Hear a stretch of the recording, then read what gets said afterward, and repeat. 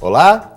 O Conhecer de hoje vai conversar com o biólogo Márcio F., coordenador do Laboratório de Biologia e Conservação de Aves Neotropicais da UFAL. Ele orienta uma pesquisa que identificou aqui na nossa Mata Atlântica uma ave rara, que antes só era encontrada com muita dificuldade no sul do Brasil. Professor, obrigado pela presença aqui no Conhecer. Que ave é essa, professor? É conhecido popularmente como patinho gigante. É uma ave que na Mata Atlântica de sul e sudeste do país é uma ave com poucos registros ao longo de toda a história da ornitologia brasileira. E nós tivemos a felicidade de capturar um indivíduo em 2010 aqui na Mata de Murici, em Alagoas. Essa ave é patinho gigante, mas ela é pequena. Qual é a dimensão, qual é o tamanho, a forma dessa ave? Um passarinho normal, de cerca de 15 centímetros de comprimento, né? É porque existe uma outra espécie chamada patinho, que é muito parecida com ele, que é um pouquinho menor. Então ele seria o patinho gigante. E aqui nessa região é inédita, nunca tinha sido encontrada essa ave. Nunca tinha, e a gente está tentando entender por que a gente conseguiu isso, né? Porque nunca houve um trabalho intensivo de pesquisa com ornitologia, com estudo de aves aqui no Nordeste, né? Sempre vieram pesquisadores de outros lugares que ficaram aqui poucos dias e voltaram, né? A gente avalia que o nosso sucesso foi justamente da gente ter um trabalho intensivo com captura, com expedições mensais que proporcionaram a gente estar no lugar certo, na hora certa que ele acabou passando e caiu na rede. É o patinho, como é que é o nome? Patinho gigante. Patinho gigante. Como é que foi feita a descoberta, professor, aqui em Murici? Como é que foi esse processo? Esse trabalho nosso, a gente vai mensalmente para a Mata de Murici e acampa e trabalha durante 3 dias. Então a gente fica com uma série de redes abertas, são redes próprias para captura de aves, são cerca de 12 redes, então a gente fecha cerca de 120 metros de uma... durante 3 dias? Durante 3 dias. Então, dia e noite? Não, a gente trabalha com as redes abertas durante o dia, são 20 horas de captura, porque à noite, se a gente deixar, a gente acaba capturando morcego. Morcego. E não é o nosso interesse. Então a gente abre 5 horas da manhã a rede e fecha 5 horas da tarde.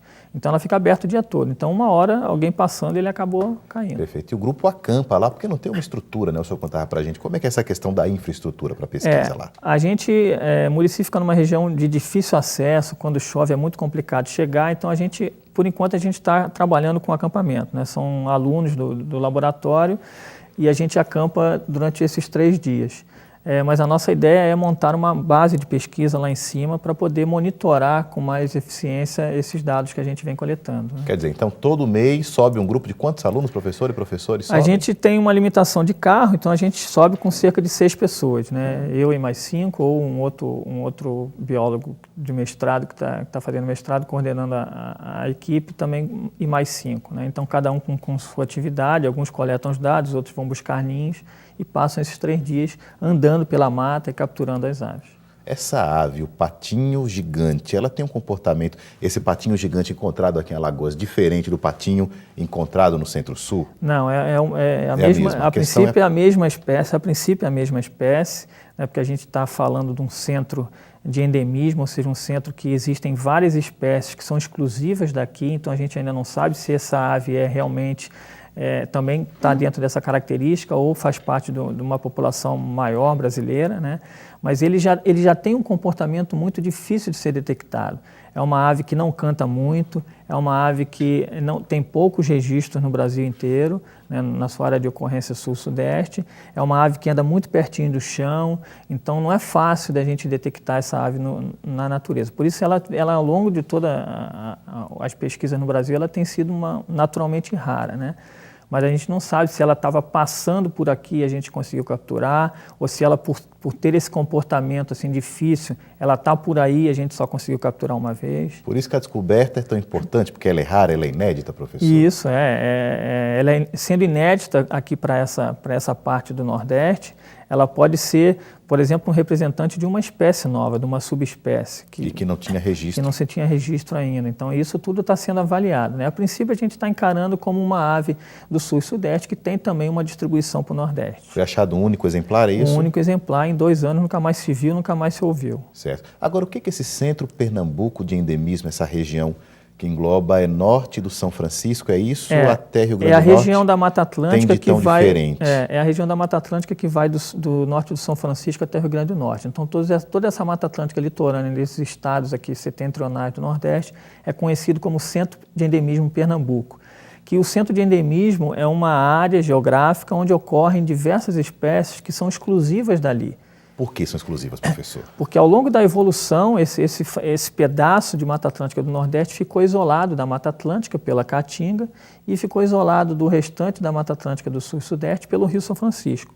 Então, esse pedaço de Mata Atlântica reuniu vários organismos que passaram a sua evolução toda confinados a esse pedaço de mata. Né? Então, uma característica própria dessa região. Ganharam características próprias que acabaram sendo diferenciadas dos demais animais e plantas da outra parte da Mata Atlântica. Né? Então, hoje em dia, esse pedaço da Mata Atlântica passou a ser muito importante para a conservação, porque ao mesmo tempo é a parte nordestina que sofreu, a parte da Mata Atlântica que sofreu mais com a devastação. São cerca só de 2% de Mata Atlântica que tem hoje preservada no Nordeste.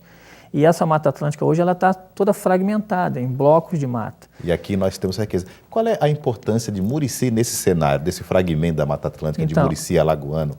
Dentro desse pedaço de Mata Atlântica setentrional do Nordeste, existem poucos fragmentos com mais de 1.000 hectares. São cerca de 30 a 31 fragmentos.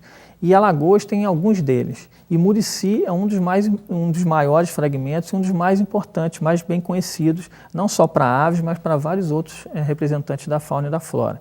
Então, Murici hoje tem fragmentos grandes, bem conservados e faz parte de uma estação ecológica, de uma unidade de conservação federal. Então, o investimento de conservação dessas espécies hoje está muito restrito a essa área.